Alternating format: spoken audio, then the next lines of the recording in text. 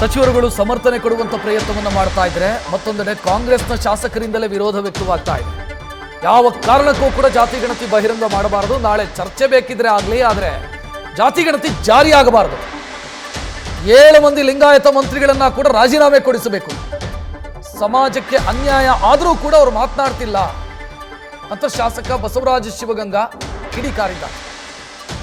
ಇನ್ನು ಈ ಕಡೆ ಜಾತಿ ಗಣತಿಗೆ ಸ್ವಾಗತಿಸ್ತೀವಿ ಅಂತ ಹೊಸಪೇಟೆ ಶಾಸಕ ಗವಿಯಪ್ಪ ಮಾತನಾಡಿದ್ದಾರೆ. 8 ಲಕ್ಷ ಖರ್ಚಾಗುತ್ತೆ ಅಂತ ಸಮೀಕ್ಷೆ ಮಾಡ್ತೀನಿ. ನಾನು ನಿನ್ನೆಯಿಂದ ಸ್ಟಾರ್ಟ್ ಮಾಡಿದ್ದೀನಿ. 3-4 ದಿನ ಅವಕಾಶ ಬೇಕು.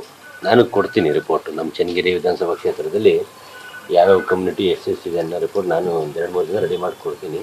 ನಾಳೆ ಚರ್ಚೆ ಮಾಡಲಿ, ಆದ್ರೆ ಬಹಿರಂಗ ಪಡಿಸಬಾರ್ದು. ಒಂದ್ಸರಿ ಎಲ್ಲ ಶಾಸಕರ ಒಂದು ಸಭೆ ಕರೆದು ಮುಖ್ಯಮಂತ್ರಿಗಳು ಆಗುವುಗಳನ್ನ ಚರ್ಚೆ ಮಾಡಿ ತದನಂತರ ಅದನ್ನ ಜಾರಿ ಮಾಡಬೇಕು ಅಂತ ನಾನು ಈ ಮೂಲಕ ಒತ್ತಾಯನೇ ಮಾಡ್ತೀನಿ. ಮನವಿ ಎಲ್ಲ ಒತ್ತಾಯನೇ ಮಾಡ್ತೀನಿ. ಬೇರೆಲ್ಲ ಹೊಟ್ಟೆ ತುಂಬಿದೆ, ಅದಕ್ಕೆ ಜಾತಿ ಗಣತಿಯನ್ನು ವಿರೋಧ ಮಾಡ್ತಾರೆ ಅಂತ ಹೇಳ್ತಿರೋದು ನಿಮ್ಮ ಪಕ್ಷದವರು. ನಾವಿಲ್ಲಿ ಹೊಟ್ಟೆ ತುಂಬಿದೆ, ಹೊಟ್ಟೆ ಹಸ್ತಿದೆ ಅನ್ನೋದು ಬರಲ್ಲ. ಈಗ ಉತ್ತರ ಕೊಡೋರು ನಾವು ಸುಮಾರು 2 ಲಕ್ಷ ಜನಕ್ಕೆ ಒಬ್ಬರು ಪ್ರತಿನಿಧಿಯಾಗಿ ಆಯ್ಕೆ ಮಾಡಿ ಕಳಿಸಿದ್ದಾರೆ. ನಾವು ಉತ್ತರ ಕೊಡಬೇಕಾಗ್ತದೆ. ಎಲ್ಲ ಸಮುದಾಯಕ್ಕೂ ಉತ್ತರ ಕೊಡಬೇಕಾಗ್ತದೆ. ಯಾವುದೋ ಸಮುದಾಯಕ್ಕೂ ಅನ್ಯಾಯ ಮಾಡಕ್ಕೆ ಬರಲ್ಲ, ಮಾಡೋಕ್ಕೂ ಆಗಲ್ಲ. ಎಲ್ಲ ಸಮುದಾಯನೂ ಇದೆ. ಓನ್ಲಿ ವೀರಶೈವ, ಒಕ್ಕಲಿಗರು ಅಥವಾ ಕುರುಬರು, ಇನ್ನೊಂದು ಸಮುದಾಯ ಅಂತ ಎಲ್ಲ ಸಮುದಾಯದಲ್ಲೂ ಅನ್ಯಾಯ ಆಗಿದೆ ಅಂತ ಭಾಳಷ್ಟು ಜನ ಲೀಡರ್ಗಳು ನನ್ನ ಬಗ್ಗೆ ಚರ್ಚೆ ಮಾಡ್ತಾ ಇದ್ದಾರೆ. ನಮಗೆ ಅವಕಾಶ ಕೊಡಿ ಅಂತ ಈ ಮೂಲಕ ಮುಖ್ಯಮಂತ್ರಿ ಕೇಳ್ತೀನಿ. ಶಾಮನೂರು ಶಿವಶಂಕರ್ ನಿನ್ನೆ ಒಂದು ಖಡಕ್ ವಾರ್ನಿಂಗ್ ಕೊಟ್ಟಿದ್ದಾರೆ. ಲಿಂಗಾಯತರು ಮತ್ತೆ ಒಕ್ಕಲಿಗರನ್ನ ಎದುರಾಕಿದ್ರೆ ಹೆಂಗೆ ರಾಜ್ಯಭಾರ ಮಾಡ್ತಾರೆ, ಎಲ್ಲರೂ ಜಾತಿ ಗಣತಿ ಬಿಡುಗಡೆ ಮಾಡಿದ್ರೆ ಅಂತ ಹೇಳಿದ್ರು. ಈಗ ಅವರು ಸೀನಿಯರ್ ಇದ್ದಾರೆ, ಅವ್ರು ಹೇಳೋ ಮಾತುಗಳು ಸತ್ಯ ಇರ್ತದೆ. ಹಾಗಂತ ನಾವು ಅದನ್ನೆಲ್ಲ ಮಾತಾಡೋಕ್ಕಾಗಲ್ಲ. ಯಾಕಪ್ಪ ಅಂದರೆ ಎಲ್ಲ ಸಮುದಾಯನೂ ಬೇಕು. ಯಾವುದೇ ಒಂದು ಸಮುದಾಯದಲ್ಲಿ ರಾಜಕೀಯ ಮಾಡೋಕ್ಕಾಗಲ್ಲ, ಎಲ್ಲ ಸಮುದಾಯನೂ ಬೇಕು. ಆದರೂ ಒಬ್ಬರು ಹಿರಿಯರು ಇವತ್ತು ಖಡಕ್ಕಾಗಿ ಒಬ್ಬರು ಸಮಾಜದ ಪರವಾಗಿ ನಿಂತಿದ್ದಾರೆ. ನಾನು ಅವ್ರಿಗೆ ಬೆಂಬಲ ವ್ಯಕ್ತಪಡಿಸ್ತೀನಿ. ಹಂಗಂತ ಒಂದೇ ಸಮುದಾಯ ನಾವು ರಾಜಕೀಯ ಮಾಡ್ತೀವಿ, ಒಂದೇ ಸಮುದಾಯ ಸೇರಿ ಅಂತ ಭಾಳಷ್ಟು ಸಮುದಾಯದಲ್ಲಿ ಅನ್ಯಾಯ ಆಗಿದೆ. ಇದರಲ್ಲಿ ನೀವು ಕೊಡ್ತೀನಿ, ಒಂದು 2-3 ದಿನ ಟೈಮ್ ಕೊಡ್ತೀನಿ.